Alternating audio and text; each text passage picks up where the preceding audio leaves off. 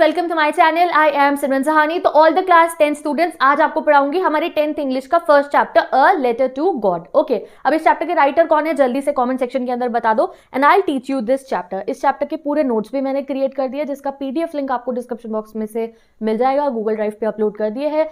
बस अब इस चैप्टर को हम पढ़ लेते हैं। तो इस चैप्टर में गाइस हम पढ़ने वाले हैं एक फार्मर के बारे में, जिसका नाम क्या है, इस फार्मर का नाम है लेंचो। ठीक है, ये इसका मेन कैरेक्टर है। तो ये जो हमारा लेंचो है, इसका घर कहाँ पे है? इसका घर है एक पहाड़ी सी के ऊपर। ठीक है, जैसे हम सीनरीज देखते हैं ना, वैसा सीनरी जैसे एरिया में इसका घर है, एक पहाड़ी, आसपास में इसका खेत है जिसपे इसने फसल लगा रखी है कॉर्न की। इधर से पानी बहता हुआ जा रहा है, इधर से सुंदर सुंदर जो है नज़ारे दिखते रहते हैं इसके घर से। ओके, तो ये हमारा फार्मर है लेंचो, और खेत इसका किस चीज़ का? इसका खेत है हमारा भुट्टे का। इसी के अराउंड ये स्टोरी रिवॉल्व करने वाली है। तो होता क्या है, लेंचो की जो फील्ड है ये भुट्टो की, ये बिल्कुल ना बढ़िया हो चुकी है, यानी कि जो फसल है उसमें फूल उगाए हैं और बिल्कुल ही रेडी होने वाली है इसकी फसल। बस इसकी फसल को रेडी होने के लिए एक बारिश की जरूरत है। जैसी बारिश आएगी तो फसल बिल्कुल अच्छी हो जाएगी और ये उन फसल को कटा के फिर बेच के पैसे कमा सकता है। ओके, अब ये इस सिचुएशन पे है हमारा मेन कैरेक्टर लेंचो।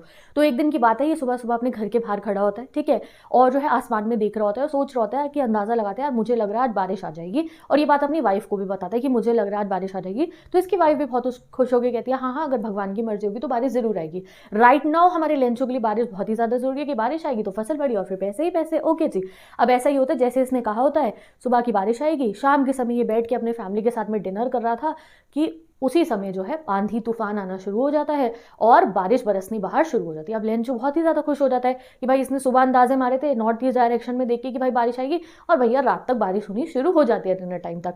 अब ये बारिश को देख के कमरे में से बाहर निकलता है अपने, और जाके फील्ड में अपनी खड़ा होता है। जो बारिश की बूंदें थी ना, उन्हें एहसास लेता है कि अरे वाह, और कितना अच्छा फील कर रहा होता है, क्योंकि फार्मर के लिए बारिश इज़ वेरी इंपॉर्टेंट। ठीक है, अब जो है ना, ये क्या कहता है कि ये देखो, अपने बच्चों को कहता है, अपनी वाइफ को कहता है, सबको कहता है, तुम्हें पता है ये बारिश नहीं हो रही है आज, ये बारिश नहीं है तो पैसे बरस रहे हैं आसमान में से। और एक बात कहता है जो आपके एग्जाम में क्वेश्चंस में जरूर आएगी, तो याद रखना, बाहर जाके फील करता है रेन को और कहता है कि ये जो छोटी वाले जो बारिश की बूंदे हैं ना, ये क्या है, दीज आर 5 सेंट्स। ठीक है, ये 5 सेंट है, और ये जो बड़ी वाले हैं ना, ये 10 सेंट्स है। जैसे मैं बोलूँ कि छोटी वाली बूंदे 5 रुपए और बड़ी वाली 10 रुपए, इस टाइप से आप मान लो, बट ये सेंट्स कह रहा है यहाँ पे।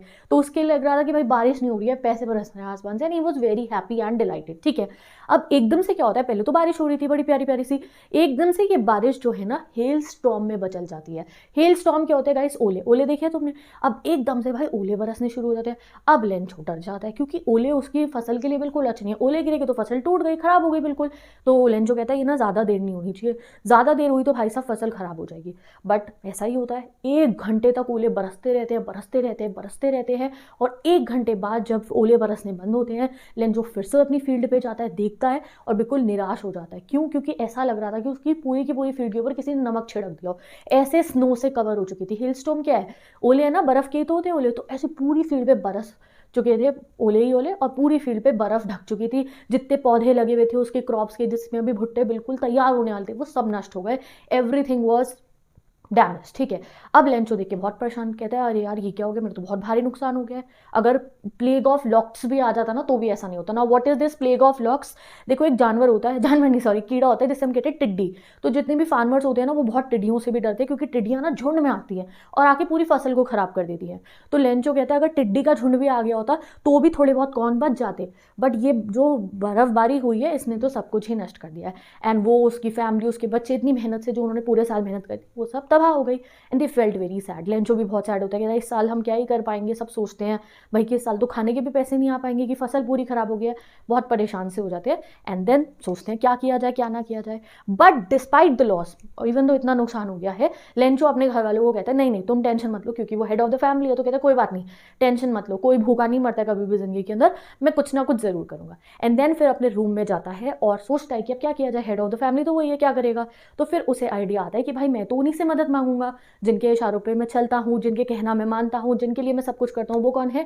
गॉड। तो जो ये लेंचो है, इसकी खासियत क्या है, इसे गॉड पे बहुत बहुत बहुत ज्यादा अटूट विश्वास है।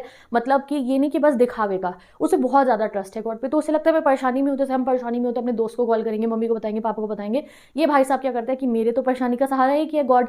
तो ये बैठता है और एक लेटर लिखता है। किसको लिखता है लेटर? भगवान जी को, गॉड को एक लेटर लिखने बैठता है कि मेरी जितनी भी प्रॉब्लम है इसमें लिख देता हूँ और फिर भगवान जी को ही कहता हूँ कि मदद करो मेरी। तो ये बैठता है, इवन तो ये फार्मर है बट पढ़ा लिखा है बिल्कुल। ठीक है, तो ये जो है बुक में ये लाइन हाईलाइटेड है, that's why I am saying. लिखा है कि he is ox of a man, बहुत मेहनती है बट स्टिल से पढ़ना लिखना बहुत अच्छे से आता है, ठीक है। तो ये पेपर लेता है और उसके ऊपर लिख देता है, भगवान जी इस साल जो मेरी फील्ड है वो ख़राब हो चुकी है बर्फबारी ओलों की वजह से, तो प्लीज़ आप एक काम कीजिए, मेरी मदद कीजिए। मुझे क्या चाहिए, मुझे ना 100 पैसोस चाहिए, तो मुझे किसी भी तरीके से आप 100 पैसोस भिजवा दीजिए। अब इन 100 पैसोस से मैं अपने घर का खर्चा भी चलाऊंगा और नई बीज लेकर आऊंगा जिससे मैं अपनी फसल बो दूं, जिससे वो अगले साल तक तैयार हो जाए। पूरी प्रॉब्लम बता देता है। तो क्या किया इसने, एक लेटर लिख दिया और भगवान जी से ही पैसे मांग लिए।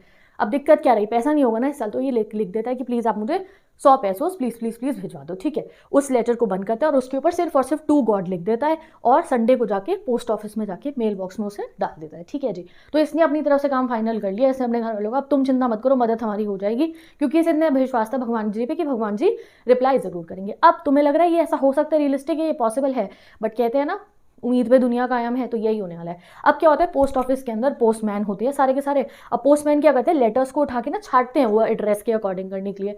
तो एक पोस्टमास्टर के हाथ में ये लेंचो का लेटर आ जाता है और उस पर लिखा है टू गॉड, यानी कि गॉड के घर पे पहुंचवाना है। तो वो बड़ा हंसता है और अपने बॉस के पास, जो पोस्टमास्टर हो गए ना, यानी कि जो उनके डिवीजन के हेड थे, वहाँ उनके पास जाता है और कहता है लीजिए सर जी देखिए ये कौन सा एड्रेस है, ये तो आज तक हमने देखा नहीं।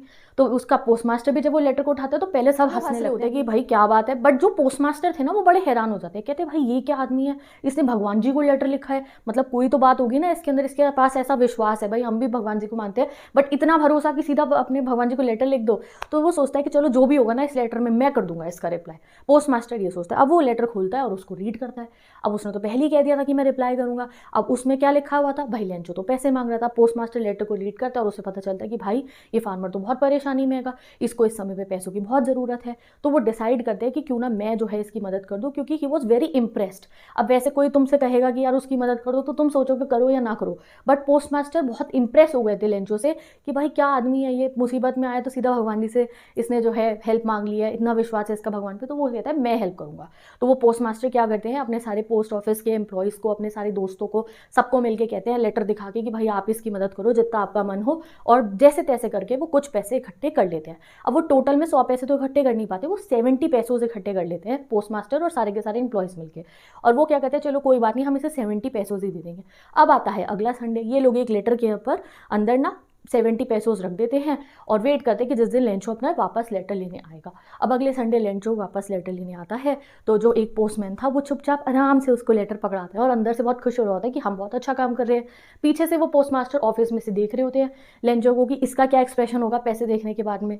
तो अब लेंचो जैसे ही उसको लेटर मिलता है अपना कि भाई भगवान जी की तरफ से रिप्लाई आ गया, सबसे पहले तो उसे कोई सरप्राइज ही नहीं होता।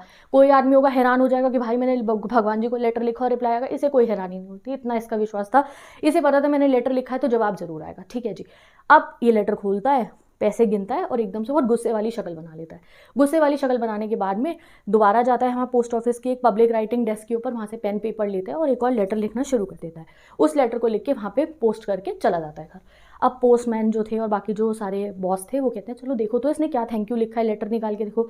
अब वो लेटर निकाल के लाते हैं और पढ़ते हैं और भाई वो हैरान हो जाते हैं। उस पर क्या लिखा था लेंचो ने अपने सेकंड लेटर में लिखा कि भगवान जी मैंने आपसे ना से 100 पैसोज मांगे थे और आपने ना मुझे सिर्फ 70 पैसोज दिए हैं, तो प्लीज़ मुझे बाकी के बचे हुए जो 30 पैसोज हैं ना वो भी भिजवा दो, क्योंकि मुझे बहुत ज़्यादा ज़रूरत है। 100 पैसोज के बिना मेरा काम नहीं होगा। एंड आई नो आपने तो कोई गलती नहीं की होगी, मैंने 100 पैसोज मांगे तो आप मुझे 100 पैसोज ही दोगे, तो मेरे जो बचे हुए 30 पैसोज है वो मुझे भिजवा दो। और हाँ आपकी बार ना ये पोस्ट ऑफिस के थ्रू मत भिजवाना, ये जो पोस्ट ऑफिस के सारे एम्प्लॉयज़ हैं ना they are bunch of crooks, यानी कि ये चोर है, तो अगली बार किसी और तरीके से भिजवाना। और यहाँ पे आपका चैप्टर एंड हो जाता है।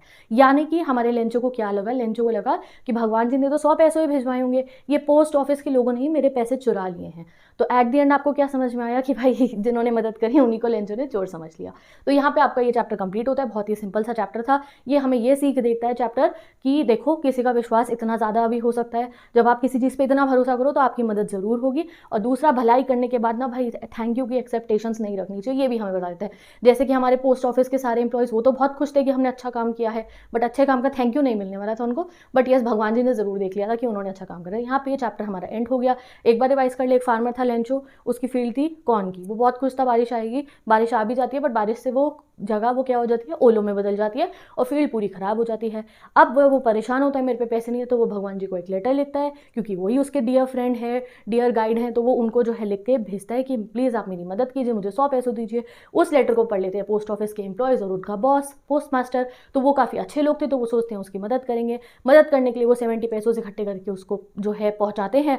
तो वो उसको लेटर को देख के 70 पैसे उसको देख के क्या सोचता है कि नहीं भाई, मैंने भगवान जी से 100 मांगे थे तो वो तो मुझे 100 ही देंगे, बचे हुए 30 पैसे तो गायब कर लिए हमारे पोस्ट ऑफिस के एम्प्लॉयज़ ने। यहाँ पे आपका ये चैप्टर सिंपल सा एंड होता है।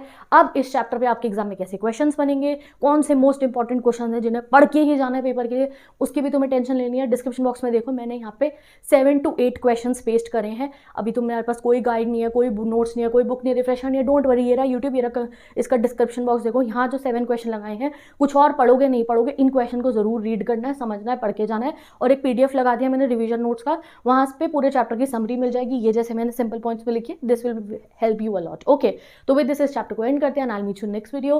Bye bye, take care and best of luck.